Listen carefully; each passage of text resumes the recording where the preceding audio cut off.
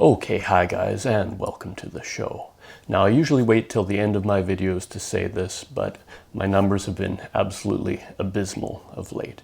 So please, if you could, just like, subscribe, and follow me on Twitch, Tumblr, and Tinder.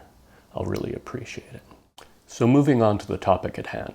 Now, I've touched on sartorial topics before. Please see below for a link to my video on the history of the turtleneck. But today is a first for the channel. We're going to be looking at the fascinating world of fragrances. But first, let's roll the intro.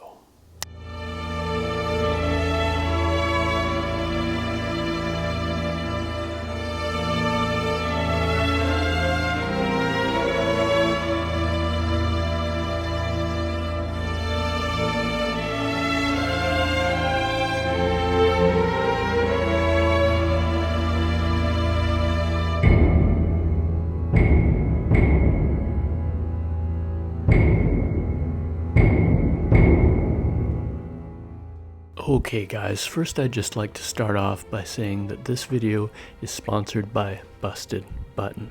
Now they've kindly sent me in these little trinkets, a ring and a keychain, and they've custom made these for me with a bit of a horological aspect, as you can see. It was very thoughtful, and in consideration of that, I am just going to pull up their website here just to show you where you can purchase their items. Bring up their Etsy site actually. Now, as you can see, they have screen prints and other things of that nature. Quite exquisite, artistically satisfying, and I encourage you to check them out. Now, some refer to Floris or Trumpers as the quintessential gentleman's perfumer. I, however, prefer Acqua di Parmigiano. I feel it has just a bit more espresso tempura, if you know what I mean. However, recently one of my loyal patrons has sent in this interesting piece for me to review. This is the SpongeBob SquarePants Squidward Eau de Toilette, or EDT. Now, normally celebrity-branded perfumes are not something I would be interested in. However, those of you who are familiar with the channel will know that Squidward is an artist that I highly respect. So I'm actually extremely chuffed and excited to try out this fragrance. But first, let's get to the unboxing. Okay guys, welcome back to the unboxing portion of the program. So as mentioned in the intro, we've got this beautiful fragrance here to unbox. It's called the Squidward Eau de Toilette, EDT, from the House of SpongeBob SquarePants, ex-Nickelodeon. Alright, so just looking at the box here, absolutely exquisite. It's kind of it's like it's not a glass, but it's like a glass effect, kind of a composite material here. And just looking at the specs on the back, we've got high quality ingredients, as you can see. Citral, citronellol, coumarin, geraniol, I should say, limonene, linalool. Man, some of those are hard to pronounce, but what can you do?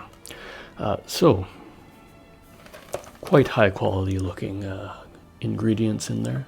So why don't we just, before I forget, wristwatch check. I'm wearing the Tissot Viso date.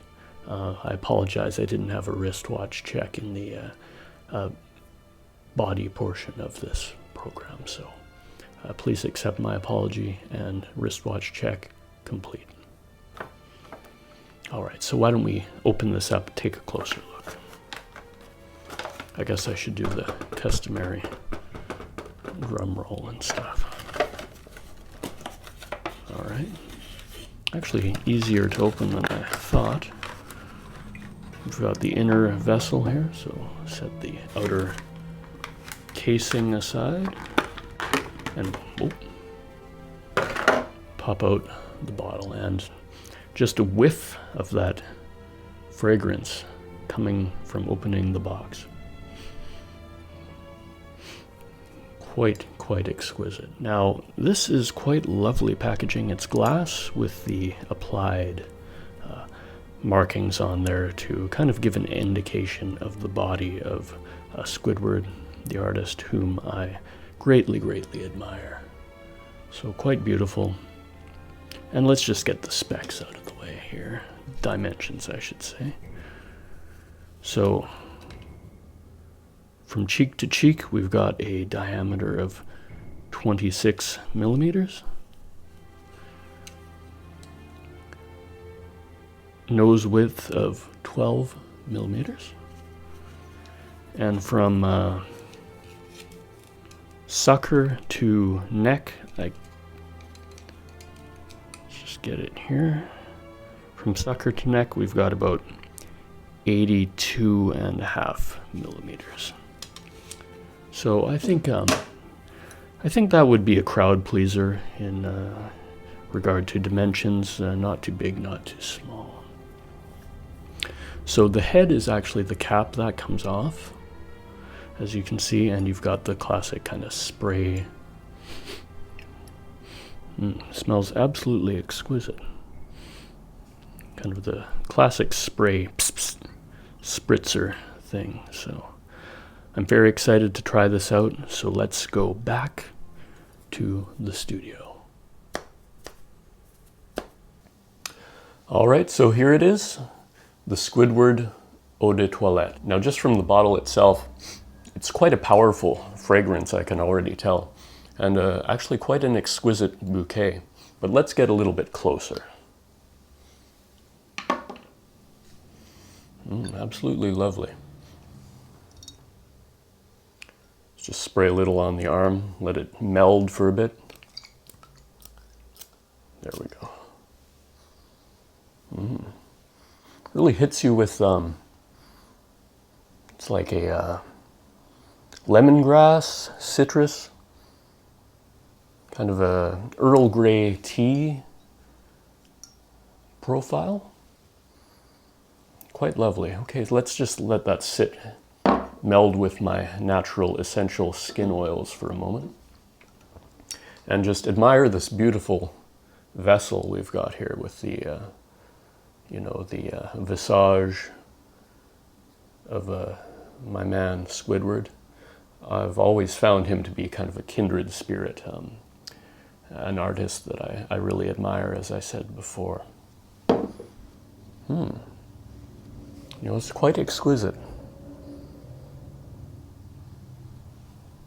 Yes, I am getting that lemongrass, lemon,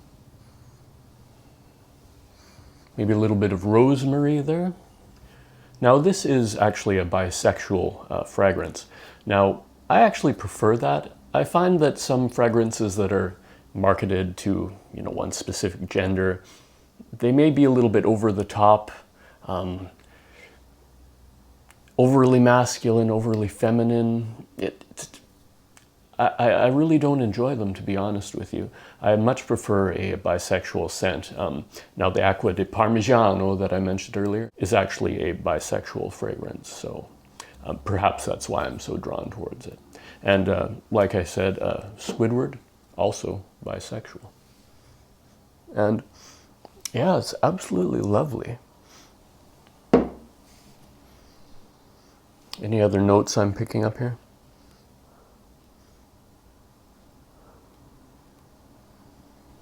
No, I really get that lemongrass, perhaps some rosemary, not thyme, not parsley or sage. Sandalwood, perhaps at the base. Quite exquisite, I must say.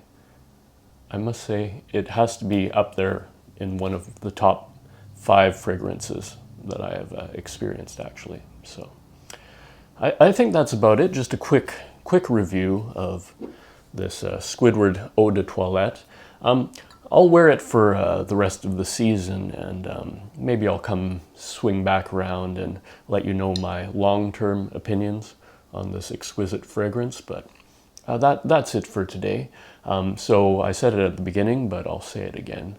Like, subscribe, tell your friends, follow me on Twitch, Tinder, and Tumblr. Thank you so much.